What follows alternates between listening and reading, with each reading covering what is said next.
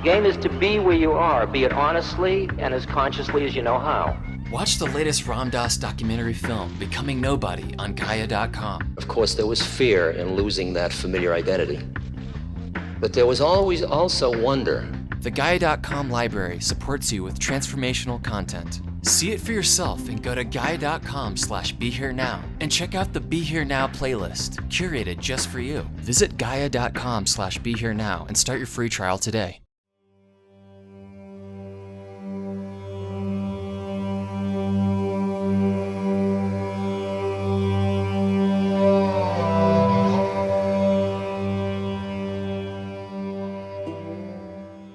Hi, it's Raghu Marcus, and this is Ram Dass Here and Now.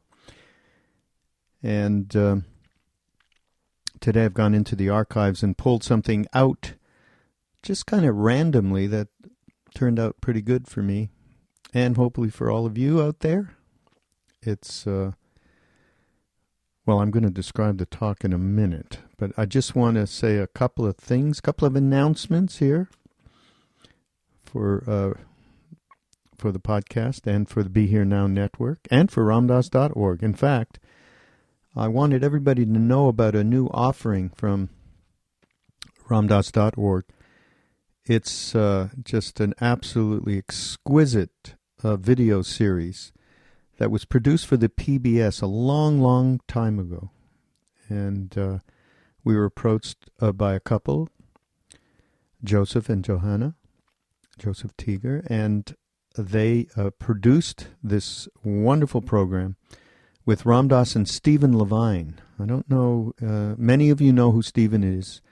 He passed about a year ago, unfortunately. He was one of the great teachers around life transition, death and dying, and he did a lot of work with Ram Dass. And they did this retreat that was filmed actually at the end of this, or just around the turn of the decade into 1980, 79-80, and so out of this footage they put together this, it is really super in terms of all of the fantastic teachings and information that comes from both Stephen and Ram Dass. And there's a lot of metaphors, of course, around life transition, dying, and our denial of it. Stephen elucidates incredibly well. And Ram Dass talks about how we can use all of that life event for our day-to-day enlightenment. That's a big word, but becoming more and more conscious through everything that is appears phenomenally in front of us on a day-to-day basis.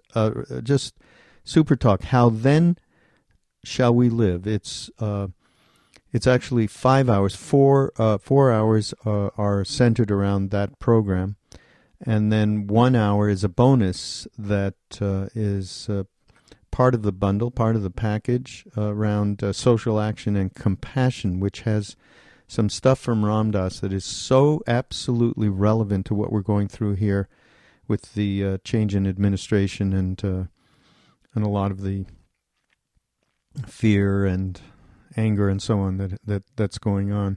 So it's amazing how relevant something that Ram Dass did so far long ago is so relevant now. So go to ramdass.org and you'll be able to. It's right on. It's on the banner, right on the homepage at the top. And you just click on it and it'll take you to a landing page which has all the information, some previews, and there's all sorts of different configurations that you can get the downloads in. You can get just audio, you can get video, you can get both of them. You can even get a thumb drive if you're not interested in going through the whole download stuff. Okay? How then shall we live? And I want to remind everybody about Amazon and using our Amazon link and bookmarking it. Just go to BeHereNowNetwork.com and you'll see in the menu the Amazon. Just click on the Amazon link, and then you'll get the URL, which you can put up in your browser, so that every time you go to Amazon, of course, whatever you purchase, we get a little piece of that comes to the network and helps support all the teachers, including Ram Dass, and everything that Love Serve Remember Foundation is doing. And as I usually do on Mind Rolling, which is the podcast that I do, aside from this introducing of Ram Dass, I always recommend something, and I found something fabulous, and it really relates to this talk, which I'll talk about in a second.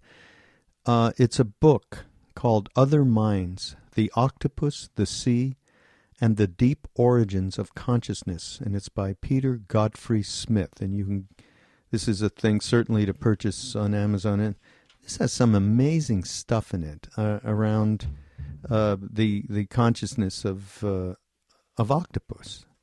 And the most amazing, that recognition, their sense of mutual engagement, their disarming friendliness. You reach forward a hand and stretch out one finger, and one octopus arm slowly uncoils, tasting your finger as it draws it in.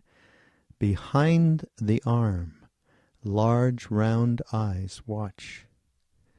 And so Godfrey Smith, who of course wrote the book, he watched his dive partner as an octopus grabbed his hand, and Matt followed as if he were being led across the seafloor by a very small 8-legged child.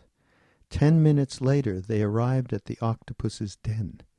Can you imagine being taken home by an octopus? And octopuses have personality. They have personality. Some shy, some confident, some feisty, some, not all, play, blowing and batting bottles around. They recognize human faces. One study confirmed that giant Pacific octopuses could even distinguish people wearing identical uniforms. And they're fond of certain people, yet others they squirt disdainful jets of water. I mean, amazing stuff that helps us to understand the origins of what consciousness is and the origins of it. So this fabulous book, and as I said, please use our Amazon portal to go up there, and it'll help. It's one of the ways in which Love Serve Remember Foundation with ramdass.org and Be Here Now Network gets supported. So that's our little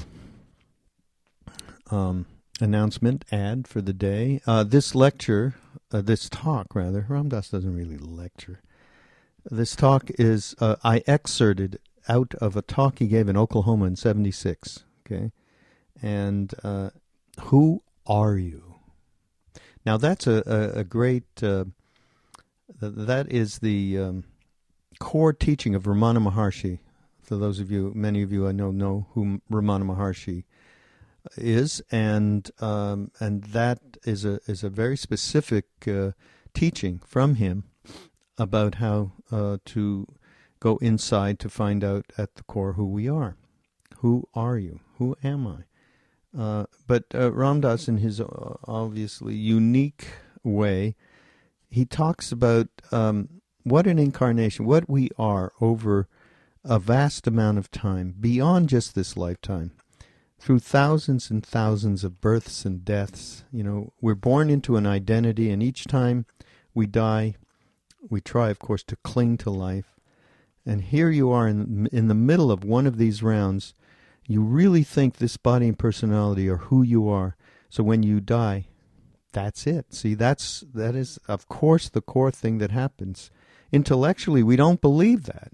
You know, intellectually, we know our soul, our Buddha mind, whatever, is truly who we are. But when we get to that point, of course, we get afraid because we are so attached to that mind-body. And so, and he talks about, he uses the analogy of a clock starting at noon, at 12, and that's the beginning of the separation as you get born from the one. And you try to re-experience that perfect harmony before the separation, trying to optimize the strategy of your life that makes you feel like you are back at the source. So that's why we go after one rush after another, be it And it could be even just, feeling secure in a family. And it doesn't have to be an addiction, and it doesn't have to be a psychedelic. But it's very difficult for us to find that gap, that spaciousness, which is where we originally come from. We try and get these rushes closer and closer together, so we have the illusion of no space. And then I love this little thing. He said, then we always come back to stuck inside a mobile with the Memphis Blues again, that Bob Dylan thing. So let's see.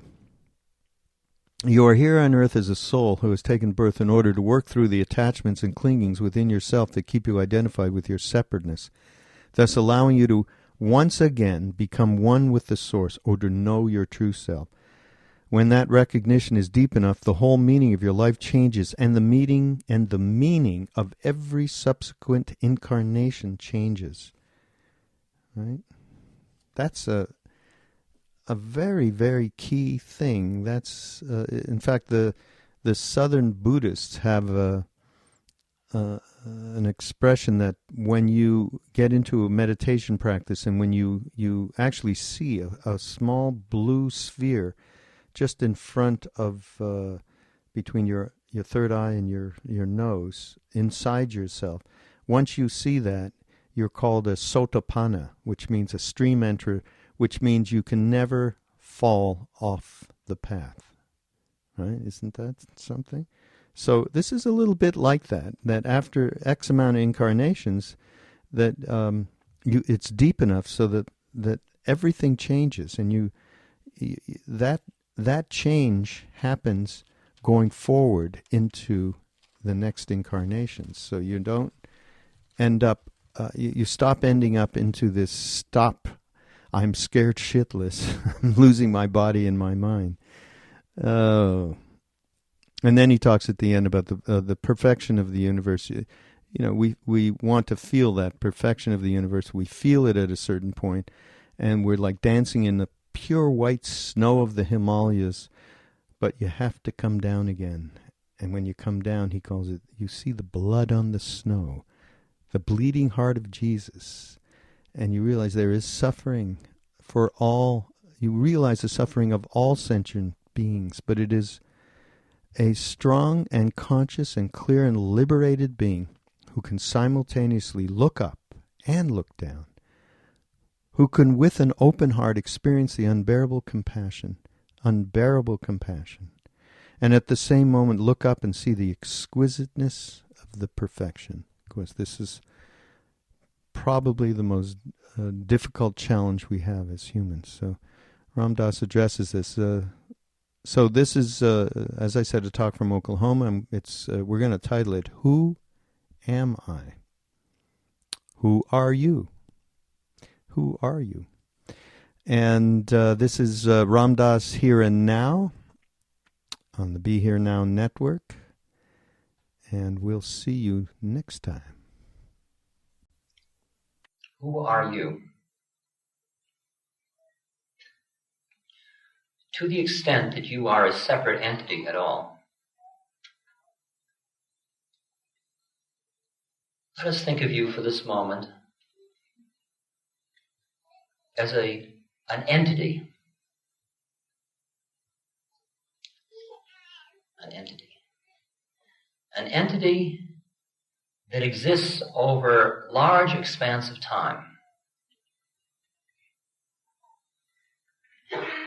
and that goes through experience after experience.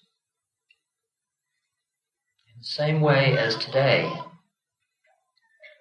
has been full of crossing the street, eating, going to the toilet, experience after experience, so spread out, you as an entity have gone through literally thousands and thousands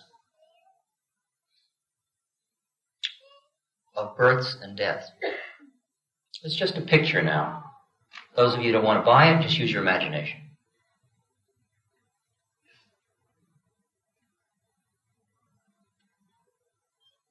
Time after time, You've been born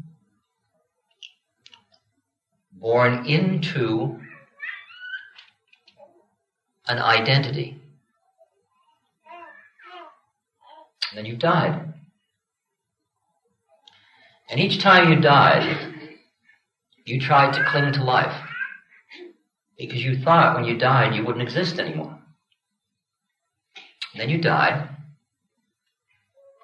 And here you still were.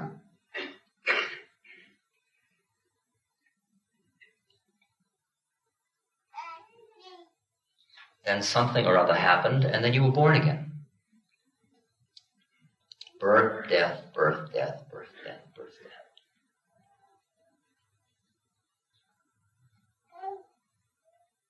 The Buddha looked back at one point with a flick of his eye because he was outside of time and space. He saw his last 99,000 incarnations.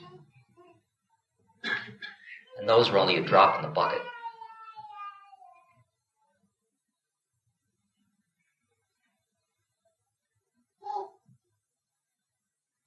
Here you are, in the middle of one of these rounds.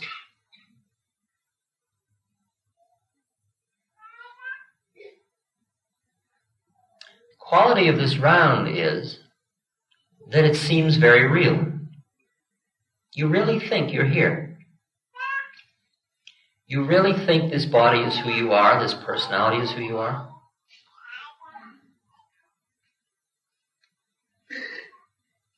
And when the body dies, you figure that's it. With your intellect, many of you know that isn't it, but with your gut, it's still it.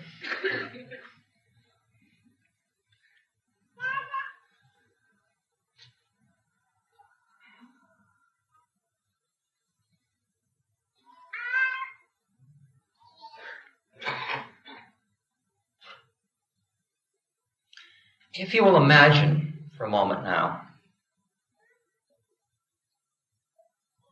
a clock.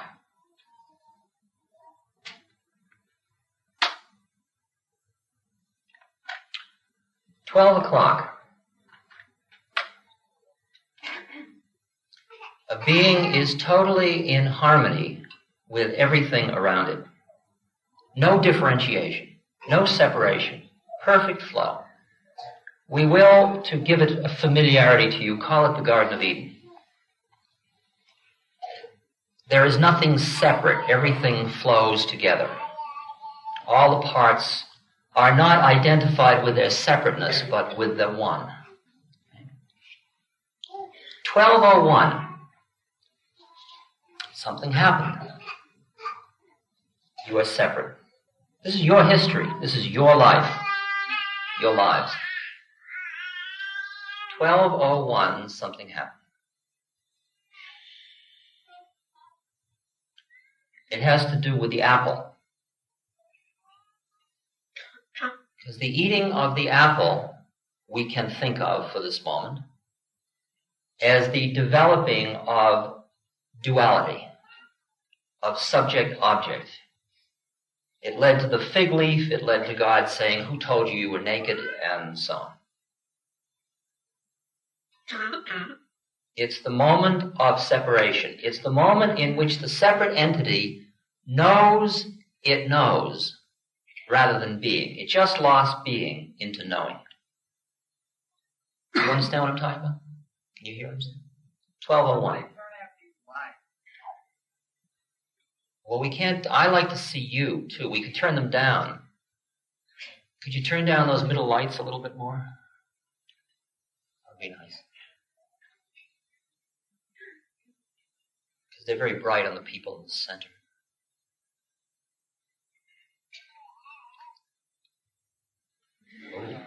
Is there any choice? No choice? They just go on and on. There are other lives taking place. What? There are other lives taking place. We have any choices? The only other lights they can turn on are just those spotlights. Oh, that's terrible. Okay. Okay, we'll leave it like that for a while, all right?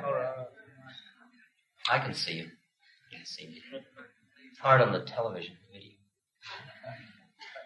No, lights out.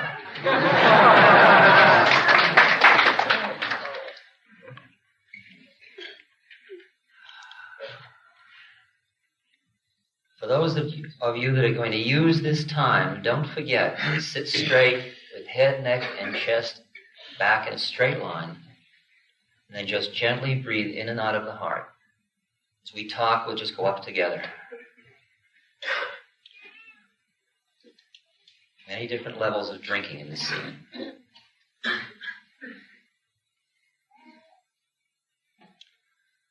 1201, separateness. You know you know. You ate of the apple of knowledge. That's the beginning of lust. It's the beginning of greed. It's the beginning of doubt.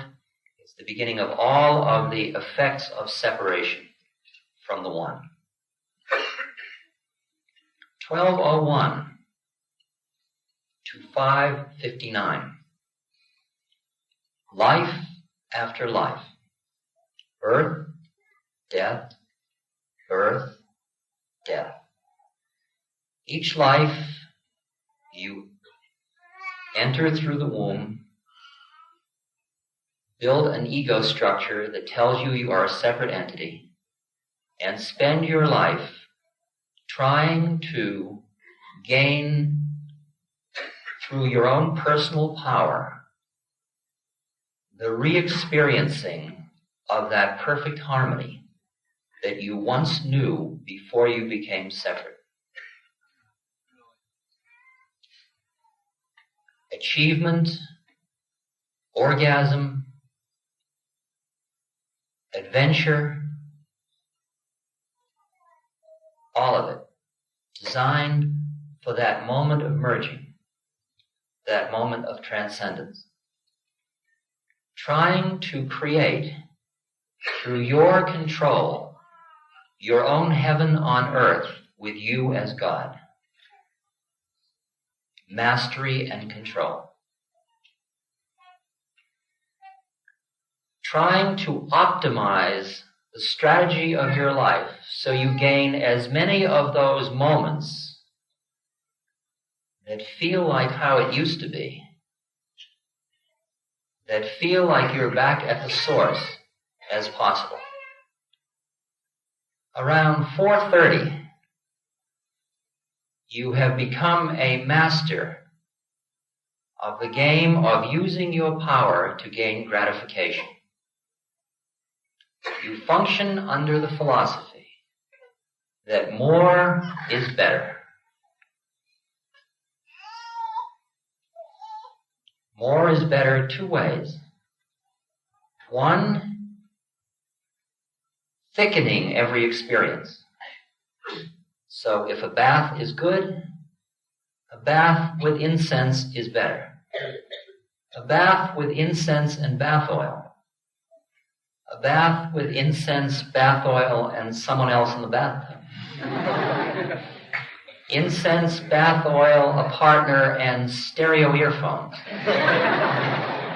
Incense, bath oil, a partner, stereo earphones, wine, and cheese.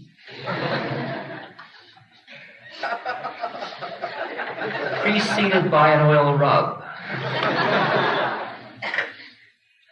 And on, more is better, thicker, richer, more and more. Get each experience, try to get all your senses gratified simultaneously. The feelings of life. So you drive through the night with your quadraphonic sound in your car, smoking, talking, being sexually aroused, speeding, and you say, this is life. Now I'm close to that place of peace. Huh. It's true, isn't it? I mean, I'm not making it up. I'm just taking your picture.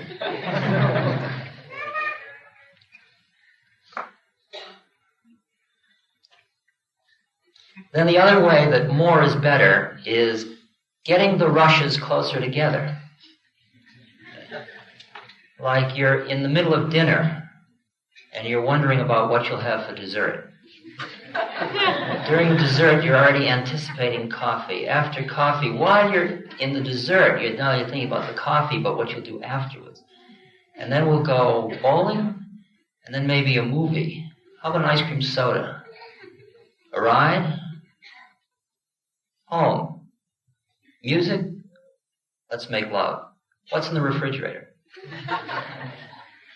And on it goes, rush after rush, because between every rush in which you are lost in the rush and you have lost your self-consciousness into the experience and you are back in the source, between every one of those rushes is that little panic of separation.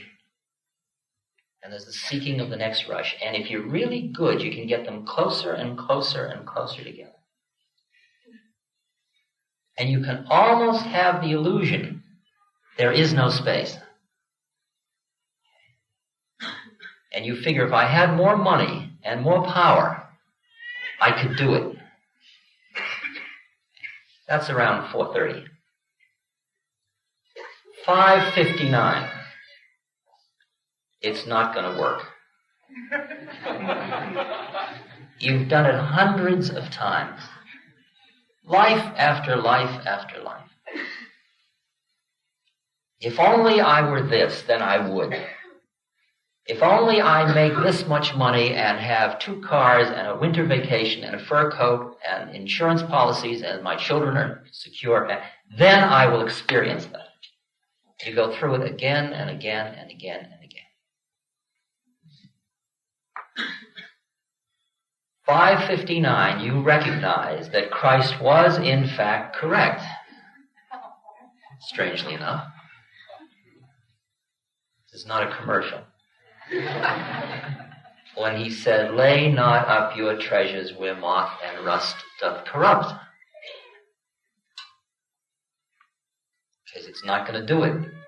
That's my paraphrase.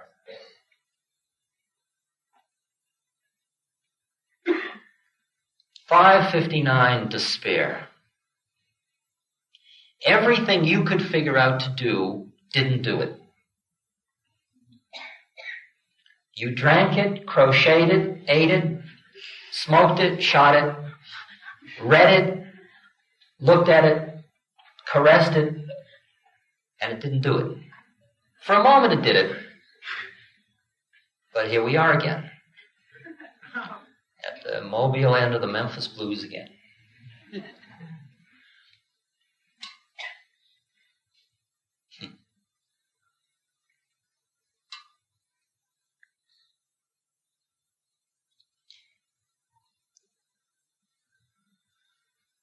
$6:01. These are all incarnations now. They're not just minutes on a clock. 6:01. In fact, some of them are hundreds of incarnations. Sometimes just one incarnation. Depends on how fast you go in an incarnation. 6:01, you got born just like every time before. And you got lost in the illusion, wow, I want more, give me more. You're a good child. You're taught how to be a good human being. You live life. But it's 6:01. And somewhere in the middle of that particular round, there is a flash. There is a parting of the veil. There is a seeing through the illusion of separateness. There is a moment of awakening. There is the point at which you begin to know or sense who you are.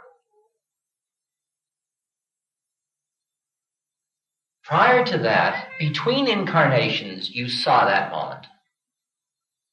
But now, it is right in the middle of the incarnation. That happens.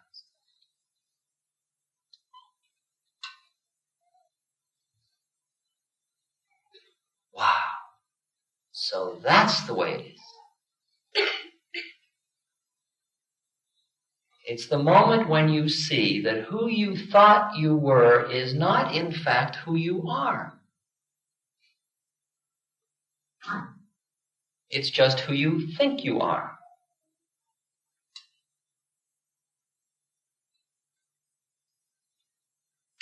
That moment of awakening may have come in that particular lifetime through a traumatic experience, through a crisis, through a death in the family, through falling through space, through a motorcycle accident.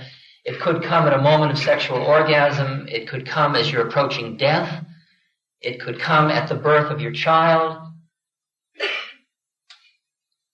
It could come when the despair and depression get deep because you see the emptiness of the entire game you've been playing. There are many, many, many conditions. When you are ready for that to happen, a leaf falling could do it. It's called the initial Satori experience in Zen. It's the moment in which there is a moment of clarity and you see through the dance.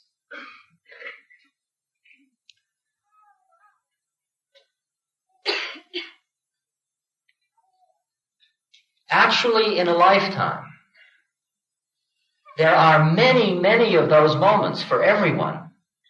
But most people at 4 o'clock, 4:30, 5:30 are busy denying those because they don't fit in with the model you have of who you are.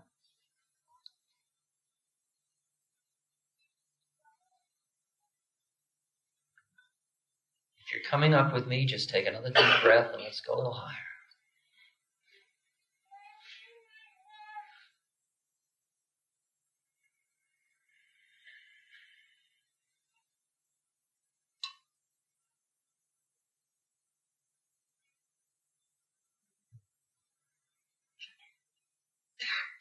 There was an article last year in the New York Times, Sunday magazine section. And it said it was a study of mysticism in America.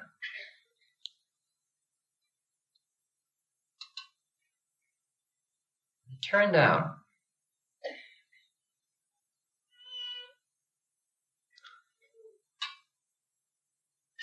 that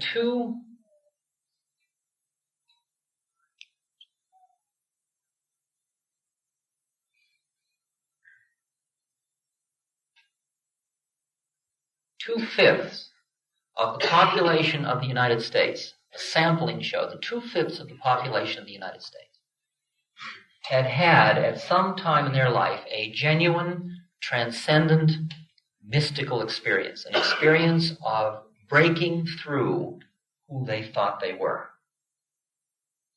That's pretty impressive. That's like more than 40 million people. Of those 2/5,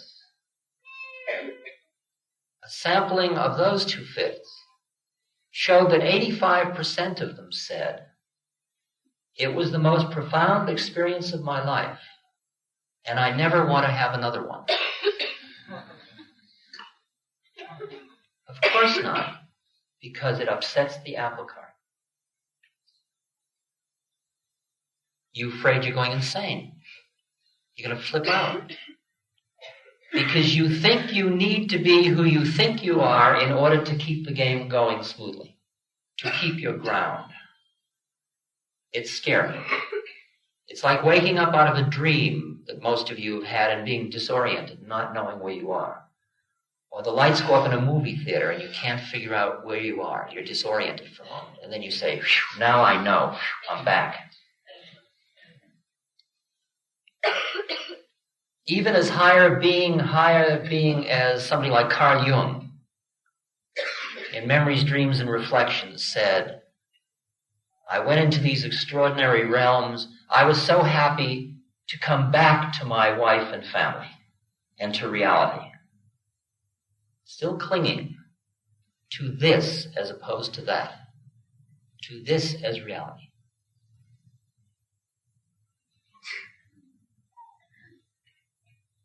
By around 7:30,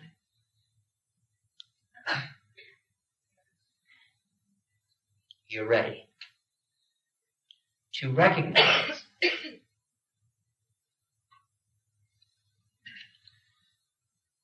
that you are here on earth as a soul who has taken birth in order to work through the attachments and clingings within yourself that keep you identified with your separateness, thus allowing you to once again become one with the one, or return to the source, or to know your true self.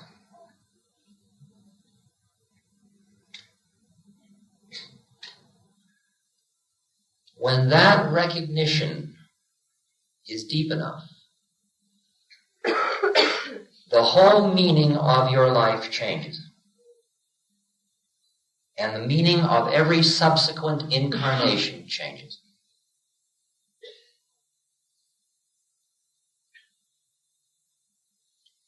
You'll notice that at 4:30, you were busy being separate, and at the moment of death, because you were totally identified with your separateness, you said, I don't want to die. Stop the world. I don't want to get off. Hold on, doctor, save me. Implant, transplant, do whatever you have to do, but keep me alive.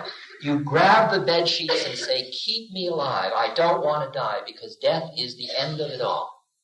Because you are a philosophical materialist. You're your body, and if the body goes, you ain't. And then you're dead. Just like that. Dead. Not spiritual dead. Dead.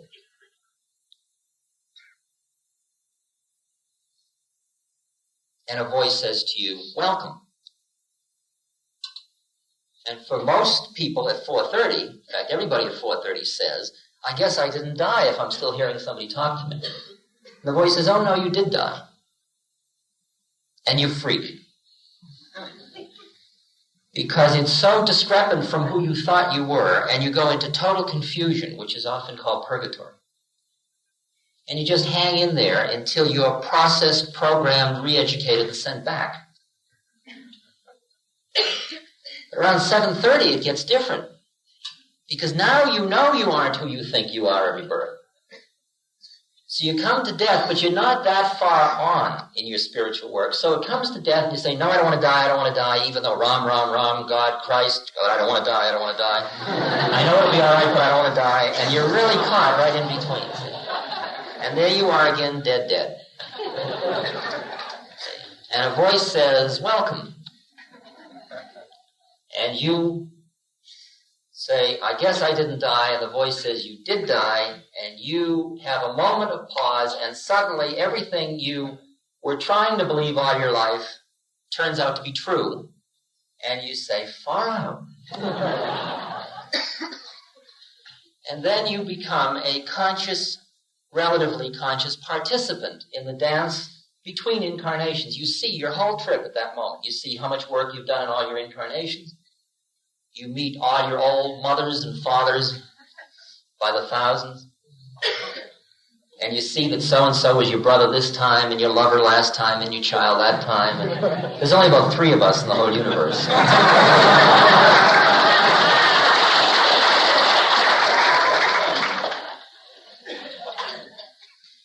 And you see what work you have to do, and you say, well, gee, I'm really going to do a heavy next birth.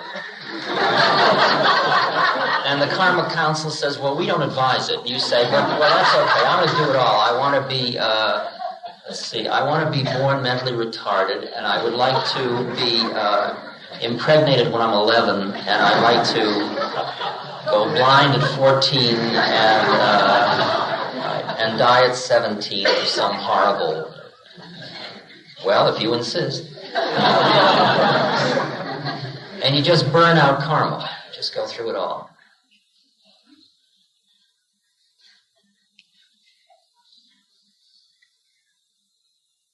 Now, if you can hear the picture I'm painting, now look at what you're in this moment. Because what you are in this moment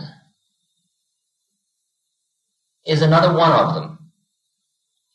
It's another opportunity It's another set of experiences. It's more grist for the mill for your soul to awaken to its true identity.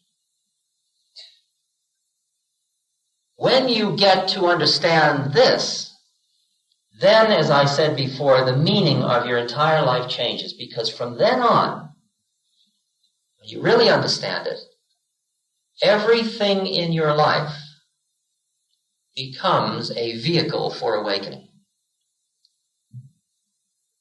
It isn't just going to a lecture or meditating. It becomes all of it.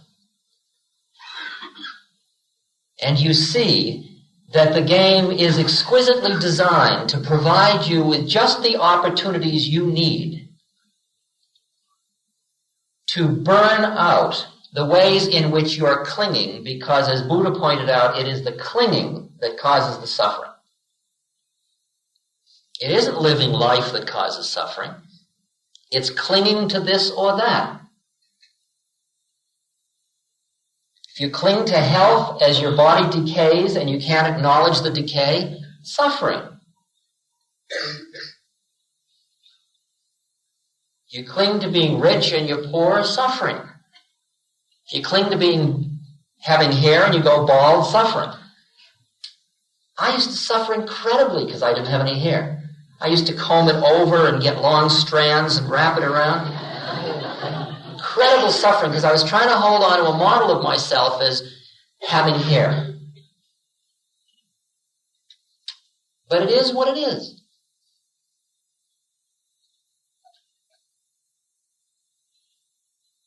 And the recognition that the meaning of an incarnation is to provide a set of experiences for the soul to awaken to its true self. And now, if you will allow me to introduce a concept, which is just a concept, because what it is way beyond the concept. An incarnation is an opportunity. It's a set of choices that allow humanity to move into harmony with the will of God or away from it. It is a set of choices that allow you to return to God, which is the source, which is the undifferentiated space, which is the Garden of Eden, which is who you turn out to be.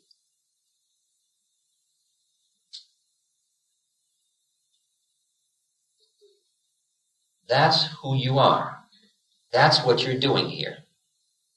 If you ask yourself, what am I doing here? That's what you're doing. 1,000 times you will get lost again. You will forget what you're doing here. You'll get lost into your melodrama. You will get lost into the absolute reality of the illusion. Illusion isn't quite the right word, because it's real. This plane is as real as that plane, as that plane, as that plane. They are all relatively real.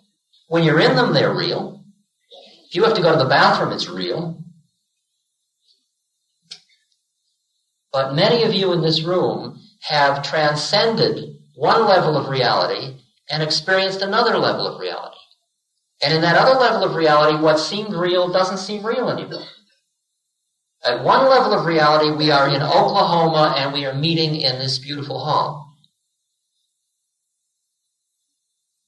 That's only one level.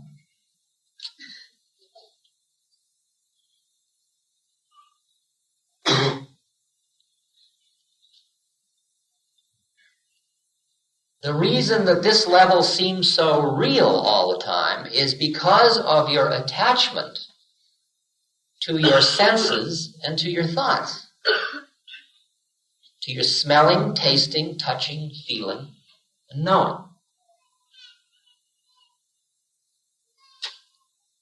You are very attached to the particular channel on TV to which you are tuned. Very real.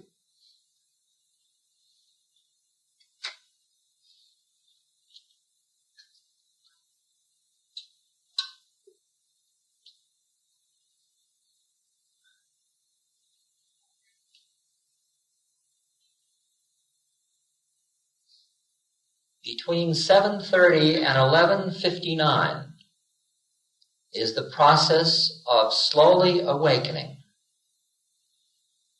Birth after birth or within a birth.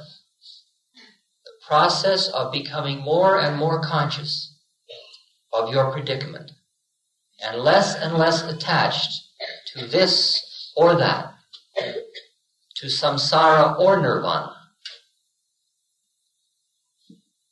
to illusion or enlightenment.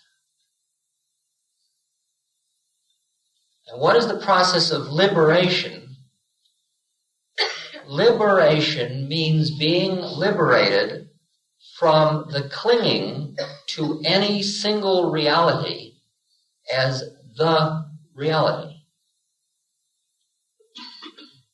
There is nowhere to stand. Here we are, nowhere to stand.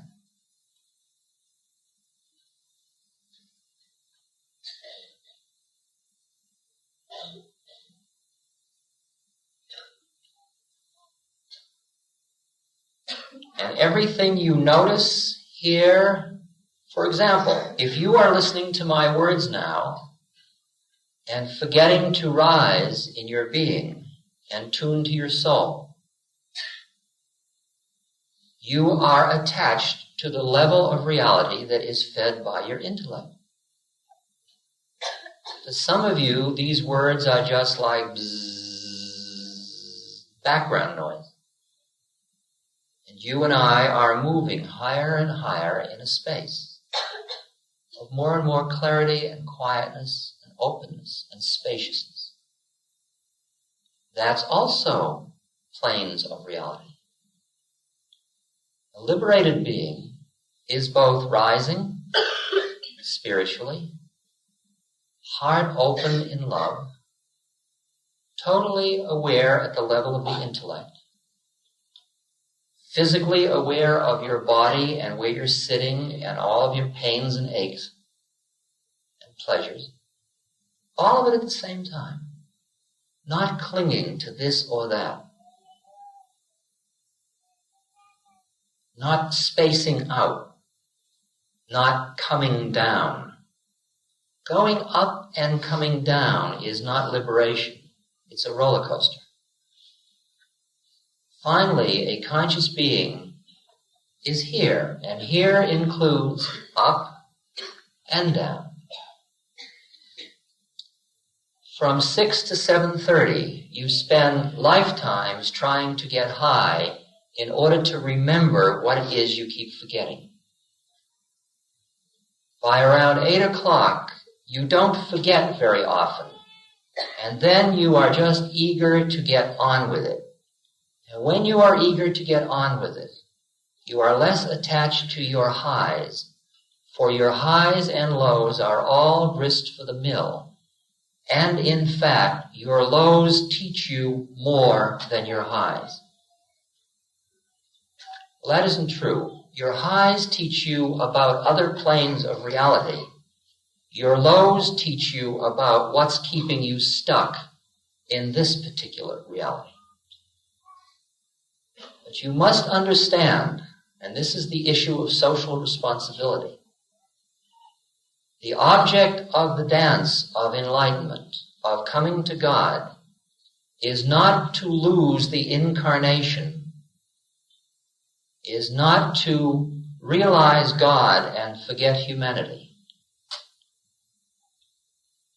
For the formless and the form are two different faces of God. And if you deny your incarnation in order to go to God, you don't know God fully. If you want perfection in your spiritual journey, you must both honor your incarnation and become totally free of it. You must both look up and recognize that beyond form lies formlessness, and that even within form lies the perfection of the design of things, the natural law, the Tao, the way of things. And when you look up, you are awed by the perfection of the work of God. The perfection that includes not only the stars and the planets and the creation of humanity, but that perfection includes the suffering and the violence and the starvation and the paranoia and the ecological destruction, as well as the flower and the butterfly.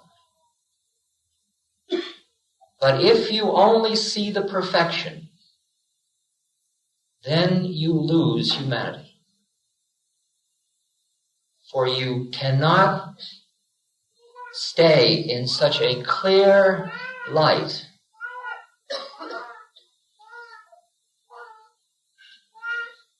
if you had to close your heart to do it and expect to be fully with God.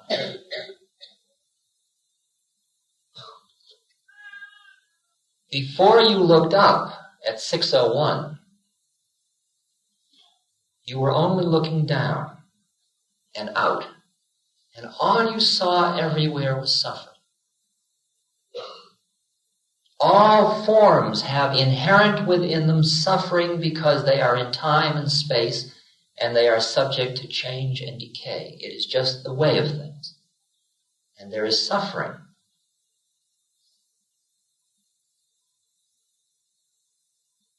And your heart bled for that suffering. And sometimes it was unbearable and you had to harden your heart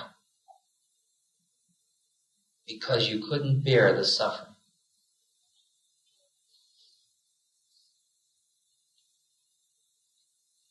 And you looked up or you went inside and you started to experience deeper peace and higher consciousness. You felt the perfection of the universe. And in that clarity, all of the horror and the suffering fell into place.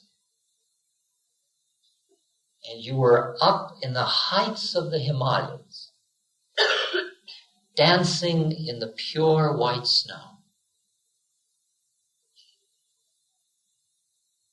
But if you're going the whole journey, then you must look down again. And when you look down, you see that there is blood upon the snow. There is the bleeding heart of Jesus. There is the suffering of all sentient beings. It is a strong and conscious and clear and liberated being who can simultaneously look up and look down.